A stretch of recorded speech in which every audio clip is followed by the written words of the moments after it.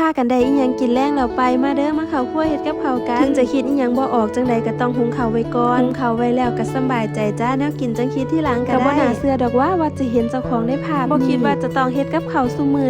ยามมื้อแลงจังซี่เพราะว่าเป็นคนที่เฮ็ดกับข้าวบ่เก่งเลยเป็นคนที่เฮ็ดอีหยังก็บ่เป็นแต่ด้วยว่าภาระหน้าที่ทุกอย่างมันเปลี่ยนไปเนาะอีหยังที่เฮ็ดบ่เป็นเฮาก็ต้องฝึกต้องหัดเอาเปิดตู้เย็นไปแล้วก็เห็นหมูอีกแล้วเมนูมื้อนี้ก็สิเป็นอีหยังไปบ่ได้นอกจากผัดคือเก่าก็ไปเห็นบักแตงซื้อมาแต่มื้อคืนที่มากินกับข้าวมันไก่เหลือเลยคิดว่าก็น่าจะผัดแตงนั่นล่ะผัดแตงใส่หมูสับแล้วก็ใส่ไข่ไปแล้วก็ไปเห็นตีนไก่ทุกคนซื้อมาแต่หลายมือแล้วแช่ซองฟีดไว้เดี๋ยวจะเอาออกมาก็จะต้มไว้เลยจนว่าให้มันเปื่อยแต่ว่าระหว่างเนี่ยเฮาก็จะมาผัดบักแตงแล้วตอนแรกแม่เอว่าจะบ่พากเสียงเด้ฟังเสียงแม่เอเสียงคือว่าแม่เพลงเพราะว่าเป็นหวัดนะแม่เป็นได้ 2-3 มื้อแล้วทุกคนร่างกายก็บ่ค่อยจะเต็ม100ปานใดดอกแต่ว่าเศร้าเจ็บขี้แน่แล้วเหลือแน่ก็แต่เสียงนี่ล่ะผัดแตงมื้อนี้ก็จะผัดไข่ออกไว้ก่อนแล้วจังผัดหมูกับแตงลงไปใส่น้ำกันแล้วพอปานนั้นสิแล้วนะก็จังใส่ไข่ลงไปแม่เอเคยแบบว่าผัดไข่ลงไปก่อนนะแต่ว่ามันเป็นแบบเละๆแล้วมันบ่เป็นตาแซ่บมันบ่เป็นตากินเลยนี่แหละเนาะคือเขาว่าค่อยๆเรียนรู้ไปแต่ละอย่างอันใดเฮาเฮ็ดบ่เป็นก็ค่อยๆปรับค่อยๆแก้ไปจากผู้เขาเก่งเบิ่งจากผู้เขาเฮ็ดเป็นเฮาฝึกไปเรื่อยๆเฮาก็สิเก่งเองนั่นล่ะแม่นบ่ก็คือแม่เอ